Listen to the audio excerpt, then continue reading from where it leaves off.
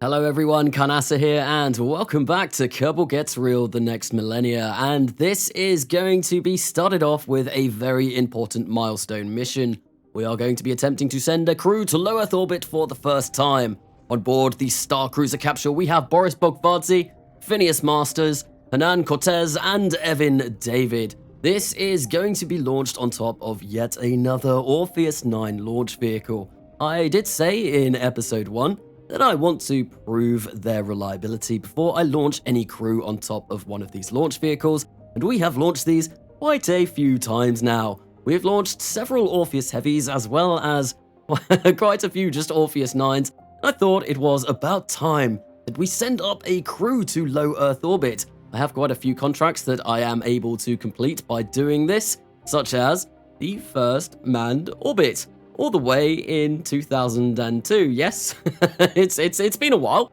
It's taken a while to get our astronauts up here. I suppose if you go on this universe's kind of lore, well, we did do it in Kerbal Gets Real back in 1958 with Albert Harper. Oh, that's that's an old name, but yes, this is the first private spaceflight, I guess you could say. Anyway, we have made it up to orbit indeed. The crew have successfully completed their maneuvers. We are going to deploy those Orion solar panels on the Starliner capsule. Yes, I know. Yes, this is a bit of a mess of different parts, but we spent about maybe a day in low Earth orbit. That was just to fulfill the contract. And now what we are doing is we are firing up that AJ-10190 Transstar, and we are beginning our descent back into Earth's atmosphere. We have detached the main capsule from the service module. We'll let that burn up in the atmosphere separately. Now all we have to do to consider this mission a complete success is obviously return the crew home safely. Now that is easier said than done, because I'm sure we all know things can get very toasty when re-entering Earth's atmosphere, and things can go wrong very quickly. And, well, no, things go okay. This isn't a complete failure for my first ever crewed mission. I think I'd probably just quit the series right now if that were to happen. But no, we managed to survive the rigors of re-entry and get this crew safely down. There we go. We have made our way through pretty much the worst of the atmosphere. We're going to ditch that forward nose cone. And we are, of course, going to deploy the parachutes. I did remember them, because they are a very important step. There we go, they have fired up, and we are able to safely bring the crew down in the Indian Ocean. So now what we're going to be doing is going to be the main focus of this episode. We are going to be launching the world's first ever private space station, so-called Solaris Station. I have to thank Beardy for the name. He recommended it in the last live stream that I did, and I just kind of stuck with it. I thought it was a pretty cool name. I made a bit of a logo for it, but what we are going to be launching here is going to be the first component of this space station. This is just going to kind of be like a core section. It's going to be where our astronauts spend a fair bit of their time. It's got an antenna on it so that they can get all of their important TV shows that they are obviously going to want to watch whilst they're in space, because I'm sure they don't have any other important duties that they need to attend to. No, they're just going to sit and watch TV the entire time. Here we are bringing down the Orpheus booster yet again. This time we are able to bring it down at about 10 meters per second. Getting a bit better at landing those these days. Anyway, we are now going to turn to our friends over at the European Space Agency in Kourou to launch the solar truss of the space station. Well, the first of these solar trusses. This isn't the first time I've launched one of these launch vehicles. I did launch one of them in episode 0 and episode 1 as well. The solid rocket boosters on the side are very unreliable. As we saw there, 2 of them did explode. This is kind of like a little bit, well, it's taken parts from the Ariane 5 with the Vulcain engine, but we have a Merlin vacuum engine on the second stage. A little bit weird for me. Keralox second stage and Hydrolox first stage. I don't really do that, but I don't know where my my design philosophy came for this. But there, the solar panel has been deployed, the fairings have gone, and we can see what this looks like. I mean, I did design this in a live stream, so if you caught that stream, you did already see the design of this, but there we go. We have made it to orbit, and now we are going to attempt to rendezvous. And there we have it. The first part of Solaris Station comes into view, and we are able to slow ourselves down rather nicely and ditch that kind of orbital maneuvering system. We do have avionics on the solar truss. It is one of the set of avionics that is going to help control the station, so I thought I might as well remove that tug and do the final bit of the docking maneuver just with the solar truss itself. You can see we do have a couple of hinges on this solar truss so that we can maneuver this truss around and try and point the solar panels as closely as we can to the sun at all times. However, unfortunately, I forgot to tick tracking on the solar panels, so they're not going to turn around on their own accord. That was rather silly of me, and it means I might have to send up another solar truss at some point. But now that we have docked that, we are going to remove the original tug, and we're going to send it crashing back into the atmosphere of Earth. With that being done, it is time to go back to Norfolk in the UK on the 7th of October 2002 to launch a rather crucial component of this space station. This is going to be a habitation ring to provide some artificial gravity to our astronauts on the station. The idea for this station is it's going to be testing our astronauts' endurance in space. I want to know roughly how long they can last before they all go crazy. This is going to be useful for future missions to Mars and to Venus when they're going to have to spend a really long time in space. I want to see how far I can push our astronauts before they snap and break things, and what might happen when they do break down. I want to test this thoroughly. There we go, the ring has met up with the space station, and we are now beginning our docking maneuver so that we can connect this crucial part and make our Kerbal's lives a lot better. With that being done, we are, of course, going to remove the tug because I don't want to litter low Earth orbit. No, that would be crazy. It's not like there's already a load of rubbish around low Earth orbit. No, we want to avoid Kessler syndrome as much as possible. So we're going to ditch that stage. And now we are going to come back to Norfolk, and we are going to launch an adapter for Solaris Station. Basically, all this is going to be a load of extra docking ports for both the Star Cruiser capsule that will eventually dock to the station and for additional station components or modules, if you will. Because the modules that we do have up at the moment, they don't have many docking ports. We do not have a lot of room for expansion, so I do want to kind of expand on what we do have. Because at the moment, the station is kind of tiny, and we need more modules, of course. The bigger the better. Although, that being said, I'm not really going to build a gigantic station in low Earth orbit with this. This is going to be quite compact, quite small, because I want to have a good time whenever I visit it. With Kerbal Gets Real, I had Community Station and the Ellen Cox Memorial Station. Those were pretty big, like behemoths of space stations, you might say. They got rather large. And it was really not fun at all to visit those space stations because I was getting about 5 frames per second every time I went around them. I don't really want to suffer that in this series. I want to try and keep my frames up. It makes it nicer to film, and just a lot of reasons really, and it's a lot better. But anyway, we are bringing down yet another Orpheus booster, nice and slowly, nice and gently. It was in the dark, I do apologize about that, but this was a launch at night just so that we could launch into the same plane as the space station. Obviously, when I'm just launching polar, I can always choose to launch in the day, but now that we have a target, well, we are going to have to pick our launch time, especially with an inclination as high as Norfolk. I think it's 58 degrees. Oh no, 52 degrees. So yeah, we don't have much opportunity for launching. It's quite a big challenge, and it's one that I definitely still do have to overcome. Anyway, we have made our way up to orbit with this adapter section, and I did show you there plotting out my rendezvous maneuver and all of that. I thought I'd just include a bit of the maneuver planning in this episode, just to show you what I do, how I make my rendezvous and do my maneuvers and all stuff like that. But we have performed our burn to rendezvous with the station. Now, we are just going to have to slow down as we come screaming past the station rather close there. I probably should have left that, well, I probably should have tried to get a bit further away from the station, but I thought, you know what, let's get as close as we physically can. But we have managed to match our relative velocities, and now it is just a quick docking maneuver to get this section of the station all attached up. There we go, coming in rather slowly now. So with that docked, yet again we are going to ditch the tug stage that we did have for that because we have no need of that anymore. We're going to send that crashing once again into Earth's atmosphere. I highly imagine this will burn up before it hits some poor soul's house on the ground.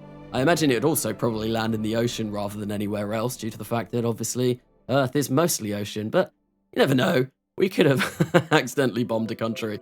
And with that being done, we are going to turn for the first time to JAXA at Launch Complex Tchaikovsky at Tanegashima, Japan, for the scientific module of Solaris Station.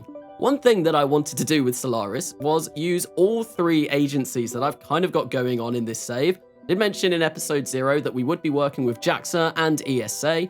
I thought, what's the best time to get all three agencies together in a single mission? And of course, it was to build a space station. So, this is the first launch of this rocket.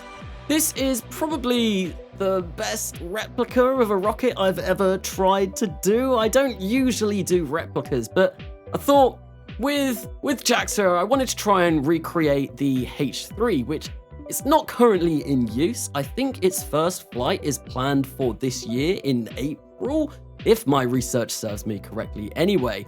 So this rocket, on its first stage, it has one LE9, which is different from the H3. That's either going to have 2 or 3. The real H3 as well, that has 2 or 4 solid rocket boosters. I've gone for 4 for this, and they aren't the correct ones due to the fact that I could not find the correct ones. I couldn't find them anywhere with all of the mods that I have. So I went with, I can't actually remember what I went with. I think it was Gem 60s. Yeah, I'm fairly sure it was Gem 60s.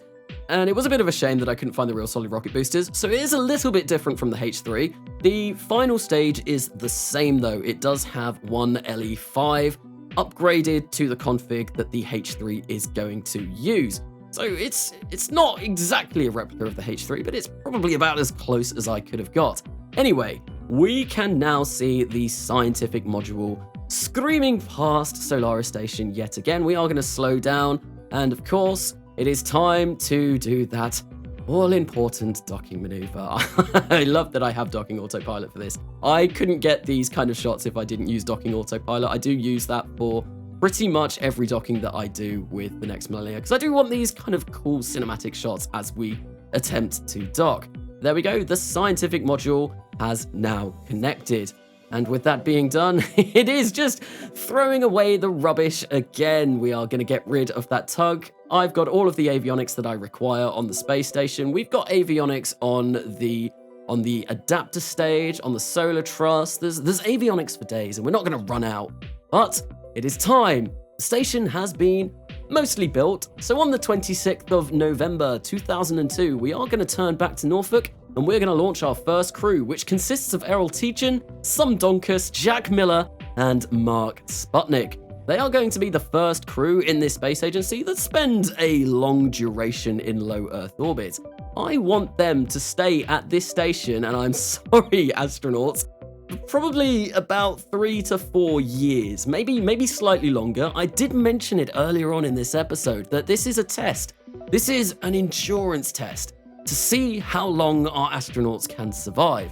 The space station, at the moment, it contains about a year's worth of supplies, or so I thought when I set the station up. That did prove to be wrong, because, well, I'll explain that in a little bit when we launch the supplies mission.